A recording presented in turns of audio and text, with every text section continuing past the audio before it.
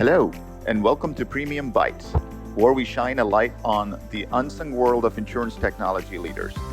I am Sudhar Krishnamachary, one of your co-hosts, and with Samir Ahmed, our other co-host, we're here to have meaningful conversations about the evolving technology landscape inside the insurance industry. Let's acknowledge it.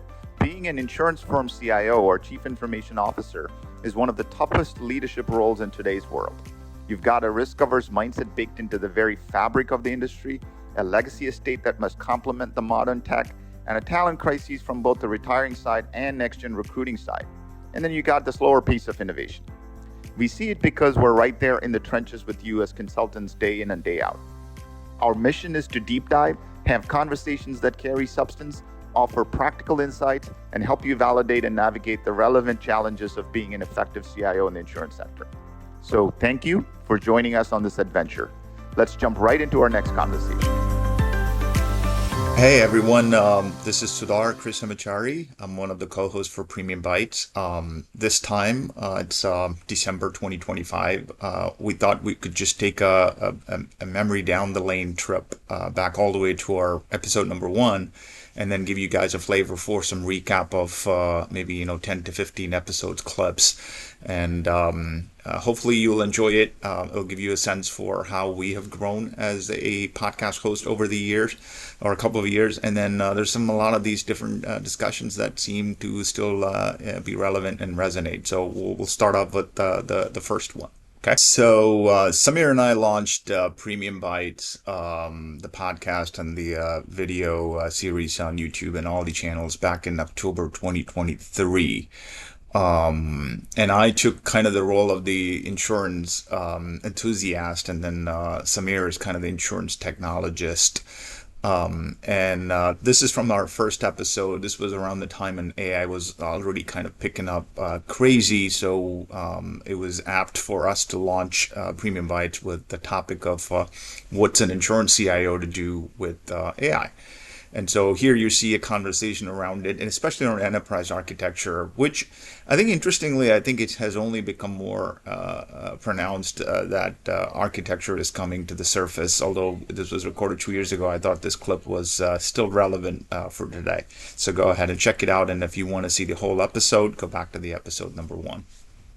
Another area that I want to just pick your brain on is this whole idea of enterprise architecture. I feel like there's a renewed focus, need, and criticality of thinking about it as a technology that needs to be architected in a very thoughtful way. Because everything else that came before us, I felt like more foundational, but now we're talking about technology that impacts everything throughout the value chain, top to bottom, left to right.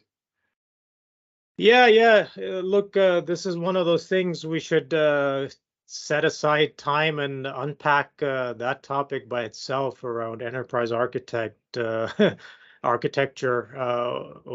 what its role could be, and is it sort of a missed opportunity, or is there still something to be gained out of it at an insurance company? But as it relates to artificial intelligence, I think, look, it's in my kind of judgment, still a little premature to declare that this is how you ought to architect for the future. In this episode number 2, Samir is talking about the complexity in insurance, especially in the context of core modernization. But I think that elements of complexity is still valid and relevant. So check it out. So, are there aspects that are unique to insurance? Probably. There are some sectors where technology modernization is straightforward, and then there's other sectors where it's difficult. Insurance is by no means unique, right? I think there's other sectors where these complexities show up, and I think what's common in when this is complex is a regulation, B, presence of or focus on information management at the very core of the business, and C, I would say, is aspects that have been present from many decades ago. So the earliest adopters of technology, airlines, financial services organizations, insurance companies. These were one of the very first To adopt. types of companies that adopted technology. So they have the That's right. longest legacy to deal with. This clip from the episode number 3 was a fascinating topic. Again, still very much relevant. Agile development of software and the incorporation of principles of architecture, especially the software architecture and enterprise architecture and things of that nature. And I think there's always this tension, so we kind of touch on that tension back in that episode from number 3. Check it. I think these tensions do exist. I think organizations have found ways for them to coexist. But I think for purposes of our discussion, what we can do is maybe tease apart a little bit where do these tensions come from, and look at are they in fact true tensions, or are they tensions that stem from some differences in understanding or differences in interpretations of concepts. Right. Or almost shine a light that these tensions will be there because of the nature of these two principles or concepts.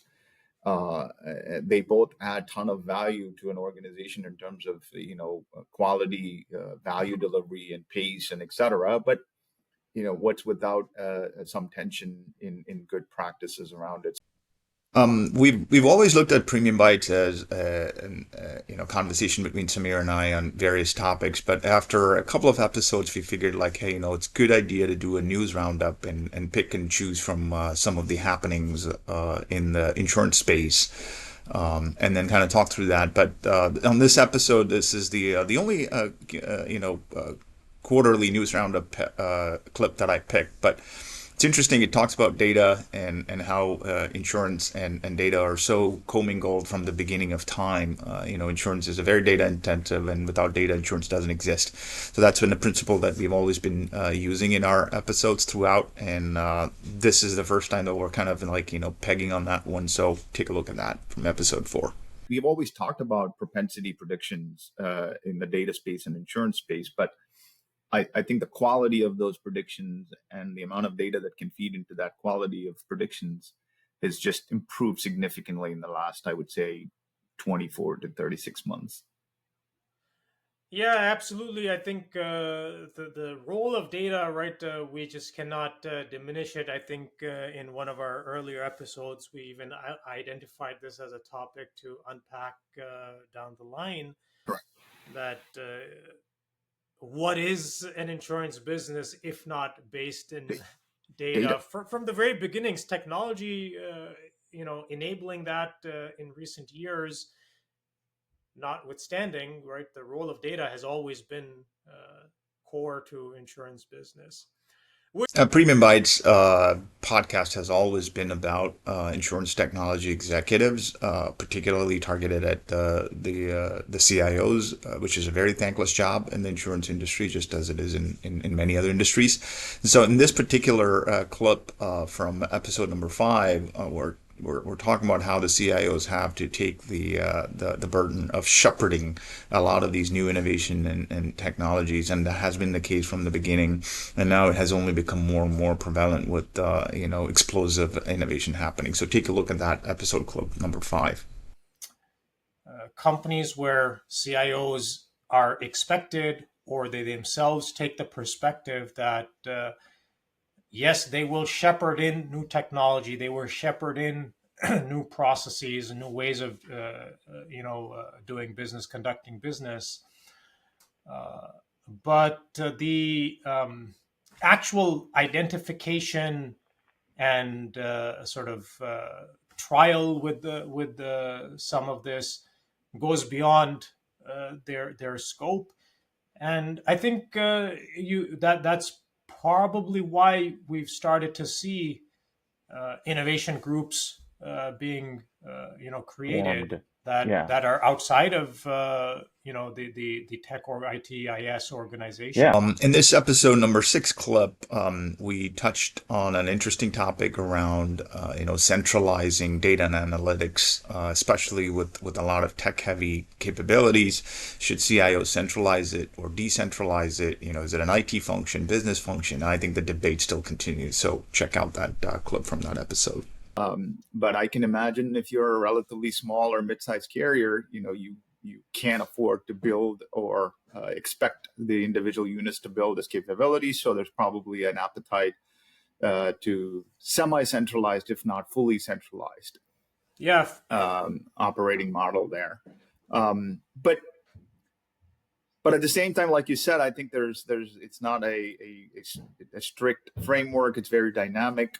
So I think you talked about the four kind of models, and maybe in my head I'm thinking like, well, then there are maybe 4 or 5 factors that one needs to consider.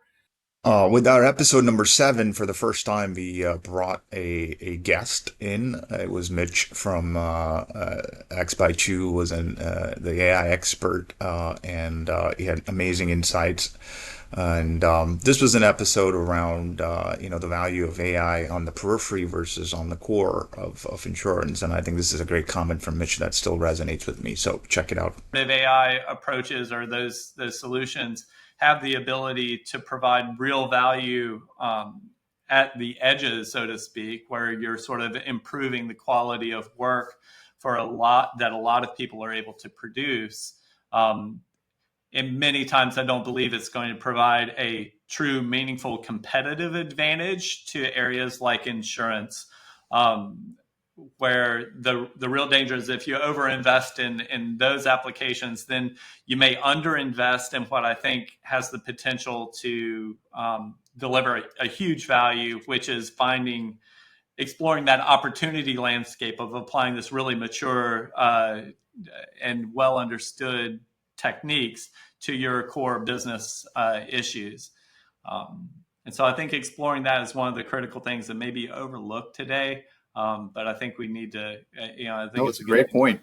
Focus on. So with this episode number 9 clip, we dwelled into the cybersecurity space, and we've done a couple of these episodes, but this was the first time we're going in there. And then as a mid-level, insurance technology executive, it's a great perspective to think about, like, a CIO thinking about a cybersecurity versus a mid-level IT executive who's got a lot more responsibility on their hands with respect to technology management. So this episode and this clip touches on that dilemma that is in the heads of an insurance technology executive. So check it out from the episode 9. Own a portfolio of applications or a set of third-party systems that they manage. So I am assuming their priorities are a lot more different than what a CIO would do. So I would think the first thing that pops in my mind if you're in that level is either you already have one or you hopefully will quickly develop a strong partnership with whoever is running IT security as a shared services, or if there's a CISO office, the office of the CISO from a cyber practices standpoint, right? Yeah, I think everybody is either already experiencing it or should begin to experience this, that just like folks receive requirements and mandates, even at some level, from different parts of the organization, there will be similar requests and demands and mandates from IT security. So partner. Next episode, number 10, we quickly pivoted from cybersecurity into cyber liability, which is the other side of the same coin.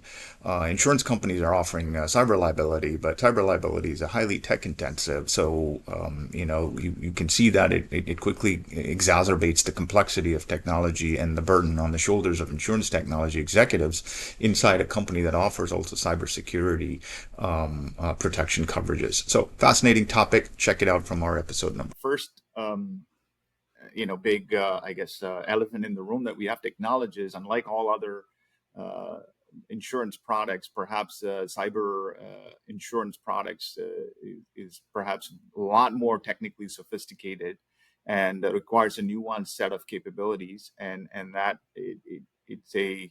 it's something that not every insurer can aspire to, because they need to have advanced set of capabilities from a very nuanced set of cyber incident management, cyber technology management, risk management, and so it's a conglomeration of all of those capabilities.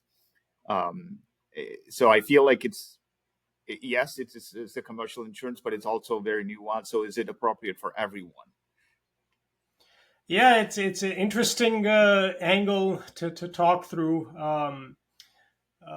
I feel like actually that is in fact a very it creates a unique situation for tech leaders, right? That because of the sort of tech heavy nature of the So in this episode 15, we once again went into a very close to heart topic in insurance, from mainframe to multi-cloud, and the journey has progressed over the last year and a half, 2 years since we spoke. But a commentary that Samir and I are making, I think, hopefully still resonates, and if anything, it has matured over the years. So take a look at this episode 15 clip. so as you think about and commented on, this ability to experiment. Well, I think our business stakeholders care about the economics of taking on new technology. Try before you buy, right? Pay as you go. Before you say this is really something we're going to own and take on in a big way, and maybe then you can invest for the longer term. And just by their very nature, right? Cloud-based solutions, they enable try before you buy So and pay as you go. truly a low cost experimentation, versus in the old days, it takes 6 months for somebody to provision and then another 6 months to buy, build, and whatnot. So I do think that it does enable a business to be a little bit more agile and nimble. Episode 17, we touched on a wonderful topic of blockchain and insurance, and eyes continue to roll when we talk about blockchain and insurance, and was always rolling from the start. But in this particular episode, we're talking about tokenizing an insurance policy, which I hope, if you haven't listened to that episode, I think you should, because it is still a fascinating topic for me. So check out that clip. What are we tokenizing here? I understand tokens, and most of our audience obviously will also be familiar with blockchain and tokens. But I'm like, tokenizing a life insurance policy, that's where I wanted to start. Yeah. And so I will not assume that, right? I will just start with what are we talking about, right? So tokenization, right, is the idea of taking a real world asset of some kind, could be a tangible asset, could be an intangible asset, and digitizing it to represent on a blockchain, which then gives it all the characteristics that come with the blockchain, that it is provenant, you can verify its truth, it is immutable, right? Once it's there, it cannot be changed, and it's distributed, so everybody has a copy and they all have the same copy, right? So that's the idea of tokenization. Take some real world asset and put it on the blockchain. Episode number 18, we pivoted again to another fascinating and interesting topic relevant for insurance CIOs and tech executives in the space, is a low-code, no-code environment. And, now with AI, I think it has only gotten exacerbated with, do you even, type any code, or you just type prompts? Where a CIO has made a bold move and said, any application development we do is going to be on this low-code platform. And then I've also seen this more in recent years, and I'm talking about actual kind of projects that I've been associated with, building core capability. So for a TPA, for example, enrollment and benefit administration on a custom built software application using one of these mainstream low-code platforms. Yeah. So I've seen this Yeah. full spectrum, and again, you can say that the fact that this is occurring is evidence of success of these platforms. This clip with David Kritz as a guest. He is an expert on MGAs, and MGAs are still booming, has been booming, and so Samir and I thought we should double click on it. So check out this clip. And ultimately, what allows a specialty underwriter to be specialty is being able to process data very efficiently and cost effectively, right? And now, there's suppliers like, Verisk, where you can, license their ISO data, and you can get access to it right away. You don't have to necessarily have a friend in claims or, understand from your own book of business. So you can acquire data easier and you can process data easier, right? There's a lot of tools that are doing data ingestion of old paper forms. There's companies that help you extrapolate, do Monte Carlo simulations, automate your pricing creation, and it makes it a lot easier to go from someone who has anecdotal experience in the market to have like quantitative experience. So 22, we went to another topic of fascinating for all of us, still continues to be fascinating for me and Samir, is quantum computing. And, what does it mean to think about quantum computing in insurance? So check out this clip. Right. So here we are. One of the earliest usage that we see is Anthem working with IBM again and their quantum computing group to run a longitudinal study to kind of create better predictions of population health. Or again, you're not looking at single data points. You want to run models on whole populations. So they're experimenting and trying. I think it's maybe a little too early to get to any kind of meaningful results, but certainly we have at least one example of an insurer dabbling in this technology. And also know that, I think Central Europe, Germany is also spending a ton of, innovation dollars and effort on quantum. So I fully expect that, Europe-based insurers will also be early adopters in this. And many of them are in that commercial, heavy data intensive, insurance space, and reinsurance is also a prime candidate for, data intensive processing. So I would expect some of those use cases will also emerge in the next, let's say, 5 years. Yeah. Following that episode 22, then on to 24, we brought Renu Joseph, who's an amazing quantum computing and insurance expert who's published, several articles and speaking engagements on quantum computing. And she was kind enough to be in our episode, digging a little bit deeper from an expert perspective. So check out this clip from that episode.